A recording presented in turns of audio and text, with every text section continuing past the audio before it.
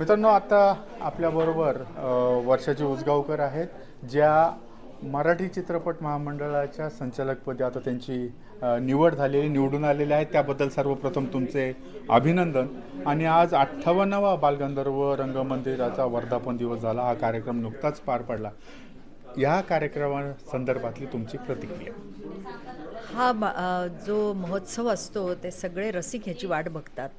त्याप्रमाणे मीही वाट बघते. मला शक्य असेल तेव्हा तेव्हा मी इथे येते. आणि मेघराजी अखिल भारतीय चित्रपट महामंडळाचे पण अध्यक्ष आहेत, त्यामुळे आम्हाला याचं एक आमंत्रण असतंच. आणि सगळ्या कलाकारांना असतं, मोठ्या मोठ्या कलाकारांना. तर मला वाटतं मी 4-5 वेळा सहभागी झाली आहे. आणि आता 2026मध्ये सुद्धा आमचं आता नवीनच कार्यकारिणी तयार झाली आणि त्याची आमची कालच मीटिंग झाली. आणि आज 24 तारखेला हा वर्धापन दिन सोहळ्याला मी आली आहे. आणि दरवर्षी हा सोहळा इतका छान आठवणीत राहण्यासारखा होतो, याचा मला खरोखर आनंद आहे. आणि प्रत्येक वर्षी त्याची उत्कंठा, त्याची उत्सुकता आणि सगळ्या कलाकारांना तेवढाच आनंद होतो इथे आपली कला सादर करण्यासाठी.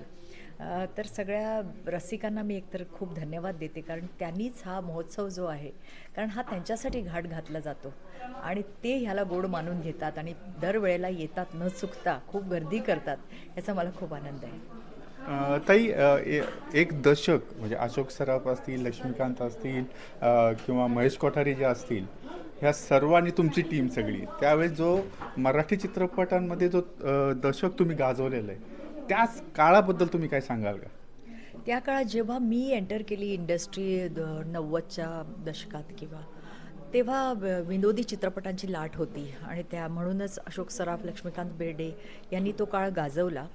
आणि अशोक सराफ हे असे कलाकार आहेत जे अष्टपैलू आहेत. त्यांनी सगळ्या प्रकारच्या भूमिका केलेल्या आहेत. आणि लक्षाने सुद्धा जास्त विनोदीच केल्या चित्रपट, पण तो अजून जगला असता तर मला वाटतं वेगवेगळ्या प्रकारचे चित्रपट त्यांनी केले असते. कारण त्या काळात त्यांनी एक होता विदूषक नावाचा एक चित्रपट डॉक्टर जब्बार पटेलांनी जो दिग्दर्शित केला होता. मीही त्याच्याबरोबर त्या चित्रपटात होते. त्यात त्याची वेगळी भूमिका होती. तशा वेगळ्या भूमिका लक्षाच्या बघायला मिळाल्या असत्या रसिकांना, पण त्याच्या अकाली निधन झाल्यामुळे तसं होऊ शकलं नाही. पण तो काळ खरंच संस्मरणीय अशासाठी होता. त्या काळचं संगीतसुद्धा खूप म्हणजे अनिल अरुण यांचं किंवा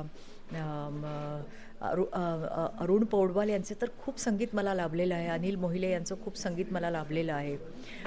तर माझी खूप गाणी गाजली आणि अतिशय नृत्यप्रधान अशी ती गाणी होती.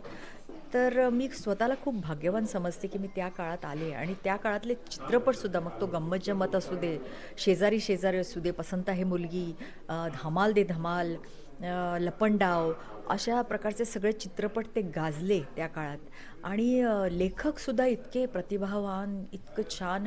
म्हणजे त्या काळात तंत्रज्ञान इतकं वाढलेलं नव्हतं तरीसुद्धा. आणि छोट्या स्क्रीनवर ते 16 mm वर ते शूट केले जायचे आणि 35 mm वर तो ब्लो अप केला जायचा. आज एकदम ग्लॅमरस झालेला आहे मराठी चित्रपट. त्या काळात तसं ग्लॅमर नव्हतं, म्हणजे तंत्रज्ञान एवढं वाढलेलं नव्हतं. तरीसुद्धा अजरामर असे चित्रपट झाले. त्याबद्दल मी सगळ्या लेखकांना, जे सिद्धहस्त लेखक होते, डायलॉग रायटर आणि शिवाय दिग्दर्शक होते, त्यांना सगळ्यांनाच मी सलाम करते.